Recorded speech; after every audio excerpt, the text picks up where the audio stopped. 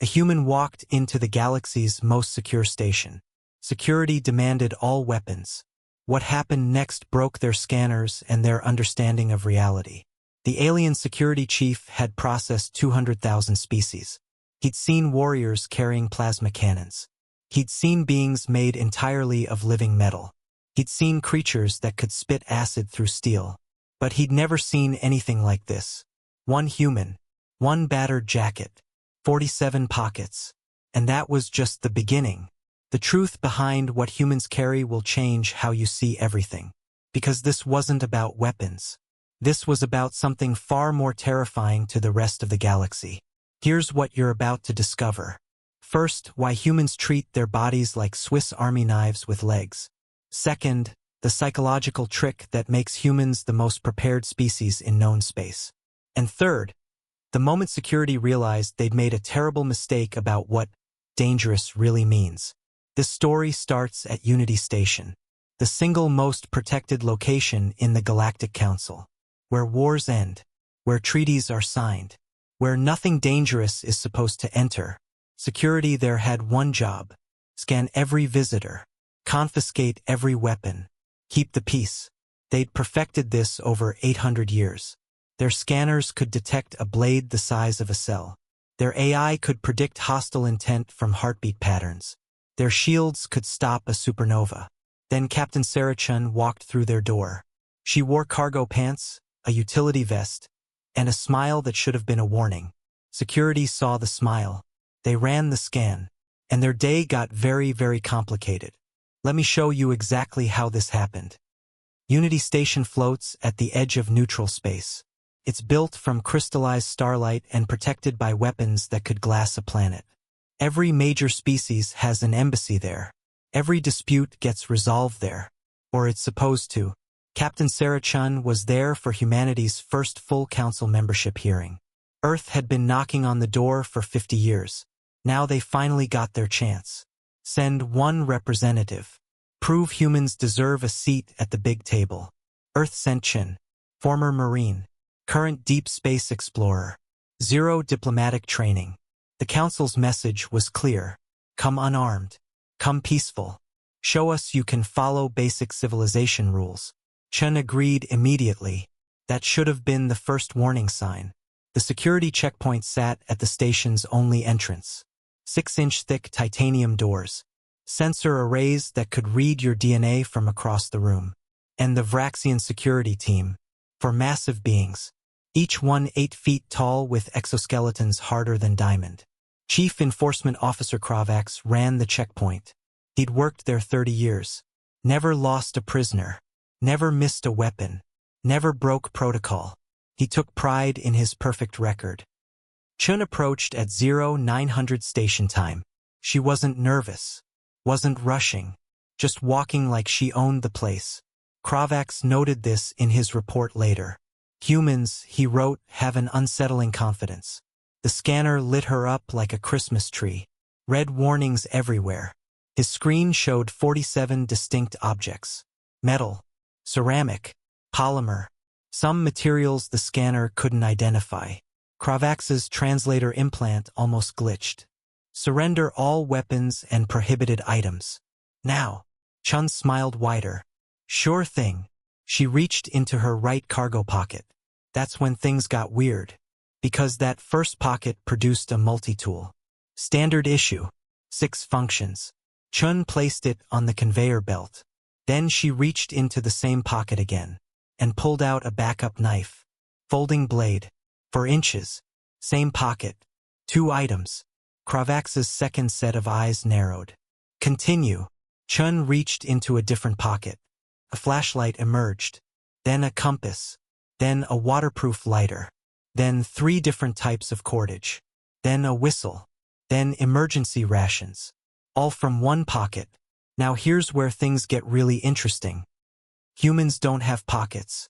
They have portable survival bunkers. Chen worked through her cargo pants systematically. Left leg, right leg, back pockets. Each one produced an impossible amount of gear. Kravax and his team started stacking items on the security table. 5 minutes in, they'd collected 23 separate objects. The scanner still showed 24 more. A junior officer whispered something in Vraxian. Kravax's translator caught it. Is her clothing bigger on the inside? Valid question. Because the math wasn't matching. Chen wore standard human cargo pants. Kravax pulled up the specifications. Maximum pocket capacity, 500 cubic centimeters each. 8 pockets total. Maximum theoretical storage, 4,000 cubic centimeters. The items on the table already exceeded 6,000 cubic centimeters. And she was still going. Here's what they didn't understand about humans. We're the only species that evolved without natural weapons. No claws, no venom, no armored skin. We're soft. We're slow. We bruise like overripe fruit. So we compensated. We became the only species that treats preparation like a survival instinct. Chen pulled out a sewing kit. You never know when you need to repair gear. Emergency medical supplies. Basic first aid. Standard. 3 different fire-starting methods. Redundancy is life. A small solar charger. Paracord bracelet. Water purification tablets. Signal mirror. Duct tape wrapped around a card. Space blanket compressed to the size of a credit card. Each item came with a casual explanation. Each explanation made perfect sense. Each one made Kravax more nervous. Because this wasn't a soldier preparing for battle. This was a human preparing for Tuesday. The other species in the galaxy don't think like this. The Vraxians have armored skin and can survive vacuum exposure. They don't need emergency supplies. The Zephrins can breathe almost any atmosphere. They don't need air filters. The crystalline collective can regenerate from a single shard. They don't need medical kits. Humans? We die if the temperature drops 30 degrees. We die if the air composition shifts 2%. We die if we don't drink water for 3 days. So we carry solutions to problems that haven't happened yet. Item 31 was a length of wire. Can be a tourniquet, a tripwire, or a clothesline. Item 35 was a plastic bag. Waterproof container, water collector, or emergency flotation device. Item 40 was a simple bandana. Dust mask, bandage, water filter, sling, or signal flag. Every single item had multiple purposes. Every single item weighed almost nothing. Every single item fit into spaces that shouldn't exist. Kravax realized something that made his stomach drop. This human wasn't armed for war. She was armed for existence. And somehow that was more intimidating. The scanner still showed 7 more items. Chen reached for her vest. But if you think that's crazy, wait until you hear this. The vest wasn't clothing. It was a filing system. Chen unzipped the first compartment. 3 more multi-tools emerged. Different sizes. Different functions. She lined them up carefully. Why 3? Kravax's voice carried genuine confusion. Redundancy. Chen said it like explaining that water is wet. Primary, backup, and backup. Plus they're all slightly different. This one has pliers. This one has scissors. This one has a saw. The Vraxian security team exchanged looks. Their translation software struggled with the concept. Why would one being need 3 versions of the same tool? Chen kept going. A dozen zip ties, electrical tape, superglue, rubber bands, paper clips, a small notebook, and 3 pens. The pens are different colors, she explained. Red for danger notes, blue for general, black for formal. She'd organized her vest by probability and access speed. Most likely needed items in easy-reach pockets. Rare use items deeper in. Emergency items in the fastest access spots. This was the second thing that separated humans from every other species. We don't just prepare. We optimize. The Drachner species carries weapons. Big ones. Obvious ones. 1 plasma rifle. 1 backup pistol. Simple. Humans carry systems. Each item supports 3 others. Each tool enables 5 different solutions. We turned survival into a science. Kravax started logging items in his report. Then he stopped. Because he realized something. None of this was technically weapons. None of it violated station rules. But all of it could be dangerous in the right hands. or the wrong ones. A multi-tool could pick locks. Duct tape could restrain someone. Zip ties were basically handcuffs. Paracord could be a garrote. The flashlight could blind. The metal water bottle could be a club. Chen wasn't carrying weapons. She was carrying a hardware store that could become weapons. The scanner finally went quiet. 47 items total. Spread across the security table like an outdoor supply store exploded. But Chen didn't move toward the next checkpoint. She stood there, still smiling. Kravax felt his translator implant heat up. "You are cleared. Proceed." "About that." Chen's smile got somehow bigger. "You said surrender all prohibited items." "Yes, you have complied." "Have I though?" Chen reached up slowly. Deliberately, she touched her earrings. They weren't earrings. They were lockpicks, disguised as jewelry. She pulled the hair tie from her ponytail. It was paracord, rated for 550 pounds. Her belt? Stiffened with a flexible saw blade hidden in the lining. Her boots? Hollow heels containing fire starters and fishing line. Her watch? Not a watch. A compass, signal mirror, and tiny blade combined. Every piece of clothing was a tool. Every accessory was equipment. She wasn't wearing an outfit. She was wearing a survival kit disguised as fashion. Kravax's perfect record was crumbling. How many total items? Chen thought about it. Including the stuff sewn into my clothes? Maybe 80? I stopped counting. This brings us to the most shocking discovery of all. The real weapon wasn't what Chen carried. It was how she thought. Kravax made her remove the belt, the boots, the watch. Everything. The pile on the security table looked like a survivalist's garage sale. His team stood in stunned silence. Then Chen said something that changed everything. "Wanna know the funny part? I packed light for this." Kravax's translator caught on the word. "Light? This is restrained preparation?" "Well, yeah. I'm going to a space station. Climate controlled. Gravity normal. Plenty of resources. So I only brought the basics." The basics. 80 items was basics. What would you bring to a dangerous zone? Chen's eyes lit up. "Oh man. Full loadout? Maybe 200 items? Depends on environment. Desert? Different kit. Ocean? Different again. Arctic? Urban? Each needs specific gear." She wasn't bragging. She was genuinely excited to talk about it. Like a musician discussing their favorite instrument. That's when Kravax understood the truth. Every species in the galaxy evolved with some advantage. Strength, speed, natural weapons, environmental resistance. Humans evolved with anxiety. The kind that keeps you alive.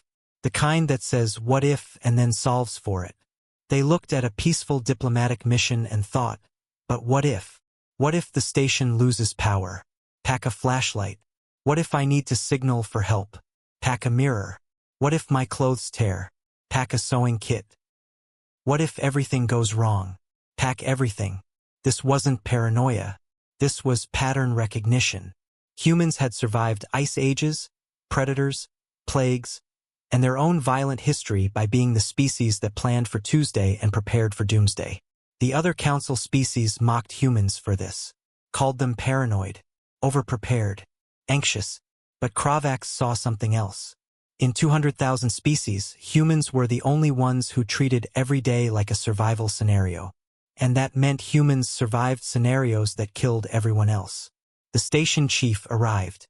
She'd heard about the holdup. A crystalline named Shardcaller. She looked at the pile of gear, looked at Chen, looked at Kravax. "Is there a problem, officer?" "I don't know," Kravax admitted. She violated no rules, carried no weapons. "But I feel like we're in more danger now than if she'd brought a plasma cannon." Shardcaller studied Chen. "Why do you carry so much?" Chen shrugged. "Because I can't predict what I'll need. So I carry what I might need. And if you don't need it, then I carried it for nothing. But I'm alive and inconvenienced. Better than dead and right." Shardcaller made a decision. Clear her through. But Officer Kravax? Add a note to her file. What note? Human. Prepared. Dangerous. So what does all this mean for us today? The council let Chen through. She attended her hearing. Humanity got approved for membership. But the real story happened after. Every species on Unity Station started studying human preparation habits.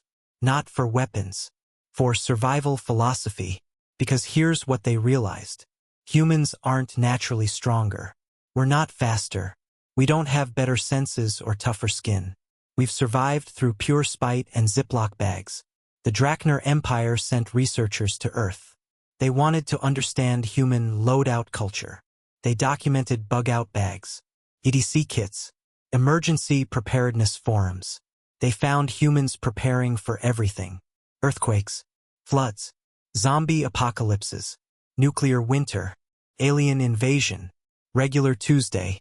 One researcher's report went viral across the galactic net. Humans plan for contingencies that have never happened and likely never will. Then those contingencies happen. And the humans are ready.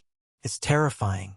The Zephyrin Collective started training their soldiers in human-style preparation. Load optimization, multi-use tools, redundant systems. The Vraxian Defense Force added human advisors. Their entire military doctrine changed from carry big weapons to carry smart solutions. Even the Crystalline Collective, who can literally regenerate from death, started asking questions. What if we face something that destroys all shards simultaneously? Humans would have a plan. We should too. Chen became a minor celebrity. Other species started calling her the pocket dimension human. She gave lectures on load management. Trade shows started featuring human survival gear. But the bigger change was philosophical. The galaxy's warrior species had always measured danger by attack power. Biggest gun wins. Strongest armor survives. Humans introduced a new metric, adaptability power. It's not about winning the fight. It's about surviving what comes after. A Drachner warrior can punch through steel. But if the station loses life support, they suffocate like everyone else. A human with duct tape and a plastic bag? They're building an emergency air seal. The galaxy's military academies added new courses. Human contingency theory, multi-use tool integration, anxiety-based tactical planning. One academy's course description said it best. Learn to think like the species that defeated extinction by carrying a really good knife and 3 backup plans. Unity Station updated their security protocols. They created a new category, human-style preparedness items. Not weapons, not prohibited, but carefully monitored. Because the scariest thing about humans isn't what we carry. It's that we're always thinking 10 steps ahead. We're fighting battles that haven't started. Solving problems that don't exist yet. And we're doing it with pocket-sized gear and an attitude that says, I've seen worse Tuesdays than this. The Council's official stance? Humans are approved for membership. But maybe keep them out of emergency planning roles. Because they'll prepare for disasters so specific and unlikely that the preparations themselves sound insane. Until those disasters happen. Then everyone's very, very grateful there was a human in the room with 47 pockets and a plan. Before we wrap up, there's one final thing you need to know. 6 months after Chen's security checkpoint incident, Unity Station faced its first real crisis. A solar flare damaged the station's power grid. Life support dropped to 40%. Station Chief Shardcaller called an emergency council session. They had 48 hours to fix it. All the advanced species with their advanced technology started working. The Crystalline Collective tried to reroute power. The Zephyrins attempted atmospheric generation. The Vraxians brute-forced the damaged panels. Nothing worked. Systems kept failing. Temperature dropped. Air got thin. Panic spread. Chen showed up to the command center. Still wearing those cargo pants. Still carrying that vest. I might have something, she said. From her pockets, she produced items nobody thought mattered. Copper wire, electrical tape, zip ties, aluminum foil, rubber bands, a multi-tool with wire strippers. She built a bypass system, jury-rigged power from the emergency batteries to critical life support. It was ugly. It violated 6 engineering principles. It looked like a science fair project. It worked. Life support stabilized. They had time to fix things properly. Shardcaller watched this happen. Watched a human solve a crisis with pocket trash and determination. She updated Chen's file personally. The new note read, "Human, prepared, dangerous, valuable," because that's the truth about humans that the galaxy learned. We're not dangerous because we're violent. We're dangerous because we're ready. Ready for war. Ready for peace. Ready for disaster. Ready for Tuesday. Every species in the galaxy has a strength. Humans have pockets. And apparently that's enough. Chen's cargo pants are now in Unity Station's museum, behind protective glass, with a plaque that reads, "Proof that civilization isn't about eliminating danger. It's about being prepared when danger finds you anyway." 47 pockets. 80 items. One human who treated a diplomatic mission like a camping trip. And a galaxy that learned to respect the species that brings duct tape to a space station. If this opened your eyes to how humans think about preparation, you're going to love what comes next. Let's recap what we just discovered. First, humans aren't naturally equipped for survival. So we equipped ourselves manually with an obsessive dedication to what if. Second, every other species in the galaxy relied on natural advantages and got complacent. Humans had no natural advantages and got creative. Third, the most dangerous humans aren't the ones carrying weapons. They're the ones carrying solutions before anyone knows there's a problem. This story shows something deeper about humanity. We're the species that looked at a hostile universe and said, "Challenge accepted." We can't breathe underwater, so we invented scuba gear. We can't fly, so we built planes. We're not naturally armed, so we turned every object into a tool and every tool into a weapon if needed. That's not paranoia. That's poetry. Violent, prepared, pocket-filled poetry. If you enjoyed seeing aliens react to human overpreparation, smash that subscribe button. Because this channel is all about humanity being the scary ones in a galaxy full of monsters. We've got more HFY stories dropping weekly. Each one shows why humans earned their reputation as the species you don't want to underestimate. Hit the like button if you've ever been that person who overpacks for a simple trip. You know who you are. 3 outfits for a 2-day weekend. First aid kit for a beach day. Flashlight for a noon picnic. The galaxy calls it excessive. We call it Tuesday. Drop a comment telling me, what's the most overprepared thing you've ever done? What's in your everyday carry? Are you a 1-pocket person or a 47-pocket person? I read every comment and the best ones make it into future videos. Check out the video appearing on your screen right now. It's about a human bringing just a pet to an alien diplomatic summit. Spoiler, it was a honey badger. The aliens were not prepared for what happened next. That video will show you why humans have a reputation for creative chaos across the galaxy. For those wanting to go deeper, I've got a Patreon link in the description. Early access to scripts, behind-the-scenes writing process, exclusive stories that are too wild for YouTube's algorithm. Plus, you get to vote on which HFY scenarios I write next.